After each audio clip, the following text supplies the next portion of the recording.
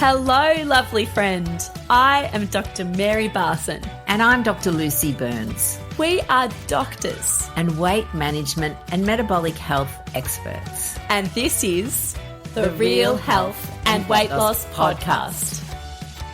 Hello, lovely friend. Dr. Mary here, joined by my fabulous, smart, wonderful colleague, Dr. Lucy. Happy Christmas Eve. Dr. Lucy, how are you? I'm fabulous. So fabulous. So much fun. Lots and lots of things going on for RLM, but lots and lots of things just going on in the world. And honestly, I feel great. So huzzah.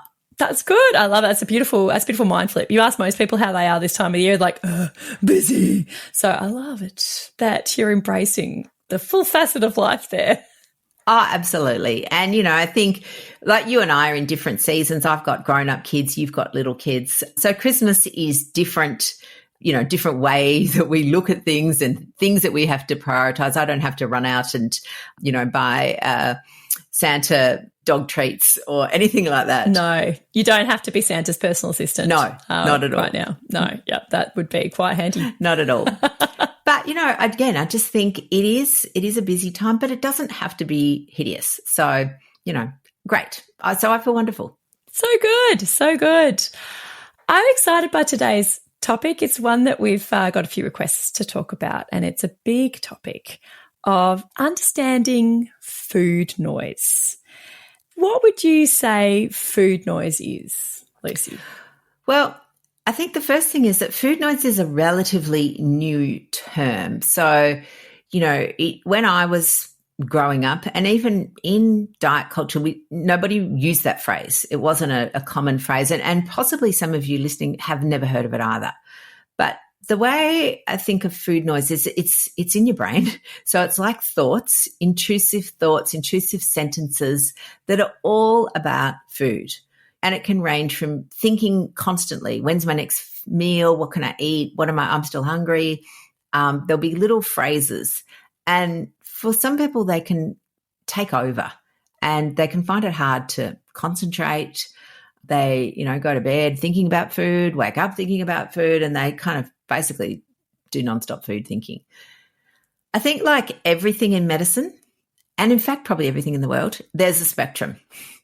So, you know, some people will have mild food noise, some people have moderate, and some people have really intense food noise. Yeah.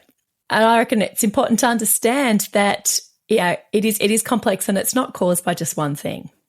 That food noise is influenced by our brain chemistry, influenced by psychological triggers, genetic predisposition, and environmental cues. So it's got hormonal, chemical, psychological, environmental, genetic factors that contribute to how much, you know, each of us deals with food noise, and it can vary and, you know, over the course of the day, over the course of the years.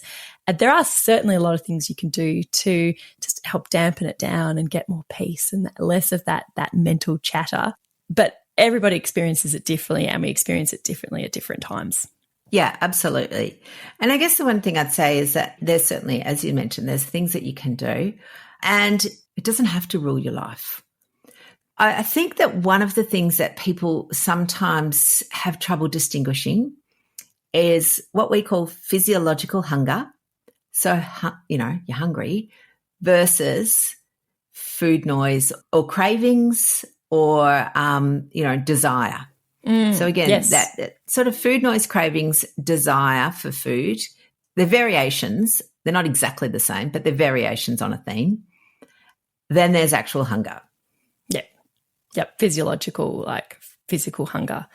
And they are governed by different processes in our bodies. So hunger is largely hormonally influenced, and there are actually a lot of hormones that are involved in hunger, a lot of our metabolic hormones.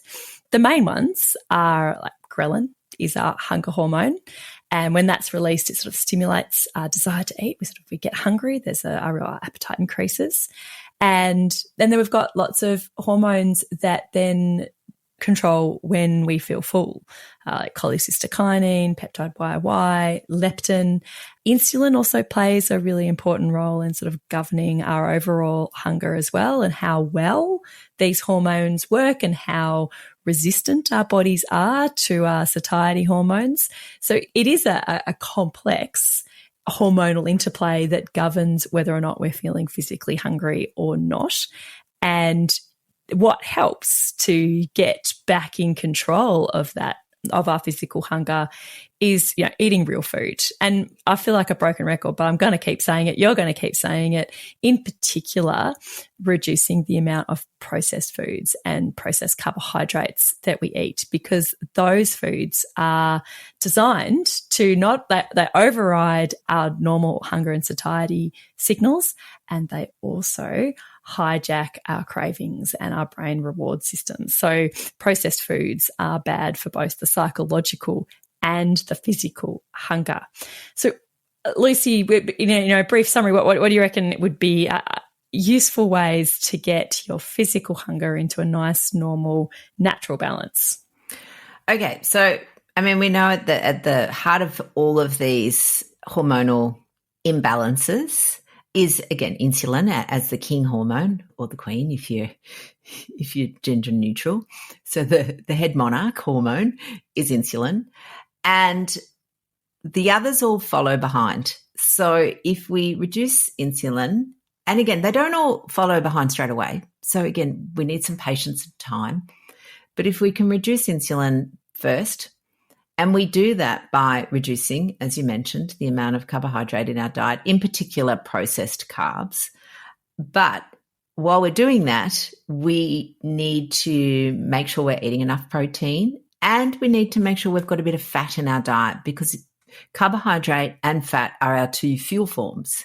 And so what I see a lot of people doing is they're already on a low-fat diet for whatever reason. Again, that was the story that we were all told. We're all told to do that, definitely. Yeah, so then they reduce their carbohydrates as well, and it's like, okay, that's 2 of the 3 macronutrients. You're really just left with protein, which, look, protein by itself is not very appealing. And also you've got no fuel source. Your body is having to sort of use protein as a fuel source, which it can do, but it's not very efficient, and and you'll be tired and hungry and you'll feel rubbish. So definitely initially protein and some fat sources will help with this balance, physiological balance of hunger and satiety. And again, over time, there's a whole host of lifestyle measures that we talk, again, broken record, on and on about to improve other, particularly leptins. There's some evidence coming out now about its role in mitochondrial health in relation to circadian rhythm. So, those are really important. Yeah. Yep. Sleep, sunlight, manage your stress, move your body. Also important as well. To literally get control back of your normal, natural hunger and satiety. Yeah. So hunger's one thing. That's the physiological bit. That's hunger, and it's normal and natural, and you shouldn't be afraid to be hungry. No. Okay, because it's normal. And nor should you be afraid to eat when you're hungry. Yeah, absolutely. And if you're hungry, you are allowed to eat. You don't have to white knuckle your way through.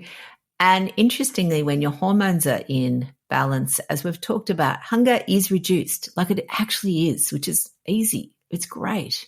And that goes such a long way to calming the psychological drivers of the food noise. When your hunger is just naturally under control, it does make all the psychological drivers more quiet, but it doesn't necessarily make them go away. No. So, Maz, one of the things I'd like to talk about is there are strong proponents, both on social media and, around the place, that suggest that restriction increases food noise. That if we restrict particular foods, then our brain just wants them more and more and more until we cave. And so the solution is don't restrict anything. What are your thoughts, Maz?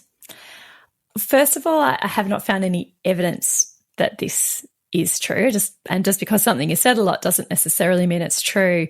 And I think that the devil is in the details with this. So let's, bring out, again, the humble Tim Tam. Say my clinical experience, both personal with our beautiful course members, with our beautiful patients, is that when you reduce your processed carbohydrates, your desire for processed carbohydrates does go down. It really does. and then say that out comes a packet of Tim Tams and somebody then eats a Tim Tam, then eating one Tim Tam increases your desire for more Tim Tams. It wakes up that dopamine, the brain's reward system. You get that dopamine release, eating those sugary processed foods. It triggers those pleasure signals. Our brain's like, oh, I want more of this. And those modern processed foods are literally designed to reach this bliss point, to flood our brains with dopamine, so we'll eat more of them. The more we eat, the more these processed food companies make. So I think that a lot of those sugary, high-carb processed foods, they are designed so that we can't easily regulate them. We just want to eat more and more and more. But the amazing thing is that when you do just sort of remove those harmful foods from your life, the desire for them really does go down. And so it depends what you mean by restriction. I think you should fuel your body and you should eat nourishing food and you should eat as much nourishing food as you want. You should enjoy your meals. Food is joyous. Food is lovely. But processed foods, I don't believe that restricting processed foods really leads to any adverse outcomes at all. No. And look, you're right. I also searched, like I was doing a literature search for restriction increasing food noise. And I wasn't able to find any, and I'm happy if somebody's got some, please send them in to me, but I would like to review them. But the theory, I think, for lots of proponents of this type of eating is that, we call it the pink elephant effect. So, when someone says you don't think of a pink elephant, of course, what pops into your mind? Pink elephant. And again, I think that if your brain is saying don't eat Tim Tams, don't eat Tim Tams, don't eat Tim Tams, well, yeah, it's going to want Tim Tams. So there's many psychological tools that we can use to reframe our thoughts around food. Simply white knuckling and saying don't have them, that's not going to work. That honestly will not work. You've probably tried that. It's not going to work. You need strategies, you need frameworks, and it is absolutely doable, but it is a skill. So I'm going to say to you that the people that say to you restricting will cause you to want it more or cause binging are probably not giving you the skills you need to stop thinking of pink elephants. That's right. That's it. Yeah. The term restriction really does, I think, build up a lot of negative connotations. People think that it's, toxic diet culture. It's, you're not worthy unless you're thin, hunger is good. All of those toxic diet culture messages that have, but that we have been fed for a long time. But that is certainly not how we would ever approach a healthy life to get your body into a nice, beautiful balance. It's not about, restricting your food. It's about choosing nourishing foods that are both yummy and helpful and get your body into a balance, can improve your quality of life, improve your longevity. You can live a wonderful, happy life. And as a fabulous, happy side effect, they also do help decrease that food noise. Restriction, I think, is a dirty word. And I would argue that choosing real food, nourishing your body with real food is not restrictive. I know that people would definitely argue with me about that if I say, processed carbohydrates are bad, then that's a restrictive diet and that's not sustainable. But I very strongly disagree with that view. You can make sweet foods if you want them. You can have your cocktails. There's lots you can do within the framework of lower carbohydrate, real food. Oh, absolutely. And I think there's now, guidelines around reducing carbohydrates to manage things like type 2 diabetes, insulin resistance, PCOS, all of the things that we know about. And interestingly, when the guidelines were first proposed, I remember they came out with the phrase therapeutic carbohydrate restriction. And I thought, oh, no, we need to change that language. And it's now therapeutic carbohydrate reduction because you are reducing. Restricting is an unhelpful phrase in many, many parts of life, but particularly around food. I got another really useful point to discuss when we're talking about food noise is how it isn't a purely psychological thing. And we know this to be true. And it's not a sign of, character flaw or weakness or that there's something wrong with your brain if you've got more food noise than the person next to you. Because of a really interesting phenomenon that we are noticing with injectable weight loss medications, the GLP-1 receptor agonists, medications such as semaglutide, which is marketed under the brands Ozempic, Wegovy, and the other ones that are in that family. Yeah, tirzepatide is Mounjaro. That these medications people are taking them, they're noticing that they're getting a reduction in their food noise, so that these medications, which essentially are hormonal intervention, these hormonal interventions have an impact on the dopamine reward pathways in our brains, and people are noticing that it really reduces their cravings, reduces their food noise, which is, I think, fascinating. I don't think you necessarily need to be on these medications because you've got food noise, but it is an extremely interesting observation that a hormonal intervention reduces food noise. Yeah, absolutely. And I think it leads weight too to that restriction causes food noise debate, because honestly, people who are using these medications often are not eating very much food. So, it's not about them, they're restricting, and that's causing their food noise. In fact, the medication is stopping it. So I think you're right. It's a complex concept, the food noise or cravings or chatter. I mean, I used to call it chatter before food noise became a thing, the chatter in my brain. And so again, this is part of where at Real Life Medicine, we're not this or that. We're not saying to people, you can only manage this by, following our frameworks. We're saying there's lots of tools to use. And people should be given the option of all the tools available and make informed choices about what is going to work for them, and be able to make those choices then without shame and judgment. Because this is the other thing I see, is that people out there, and look, I know that there's two camps in the injectable weight loss world. There's a camp where, there's lots of sort of pop-up clinics all over the place that are really, they're not part of the person's whole health journey. They're just, a prescription-only service, essentially, versus people at the other end of the spectrum saying, nobody should use any of this. We should all just be able to manage it. And, I mean, we're going to do an episode more on this in the next couple of weeks. But really, I just want people to know that there is no right or wrong. There is no this and that. Medications are powerful. The dose in which you need them, again, Real Life Medicine, we believe the lowest effective dose is the best dose for the person. And the reason for that, 1, it's cheaper for you. It's always good. 2, less side effects, less other drug interactions, less long-term effects from particularly those long-term side effects at lower doses. So the way to have lowest dose is to really be looking then at the biological and psychological strategies that you can do to reduce food noise. That's right. And lovely Lucy, we have a masterclass coming up where we are going to talk about just this, like a complimentary masterclass, going to dive into this exact topic. Yes, absolutely. It's called, and again, I may change the name because it's currently called 3 Strategies to Overcome Sugar Cravings.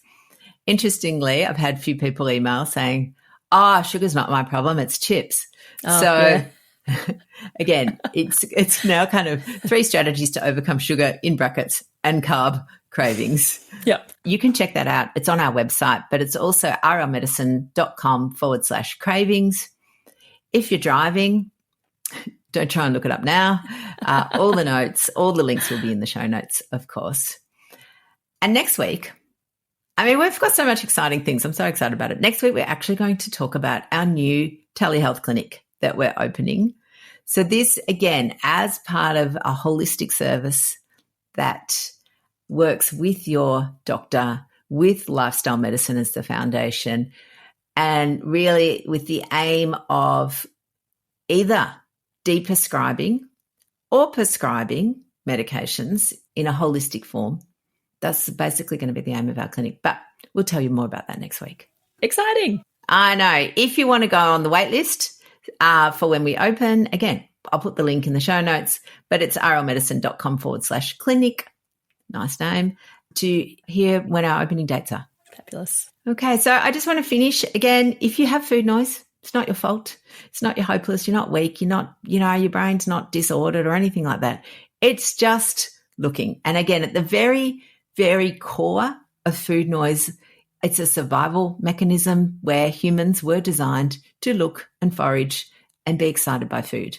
Because without food, we died.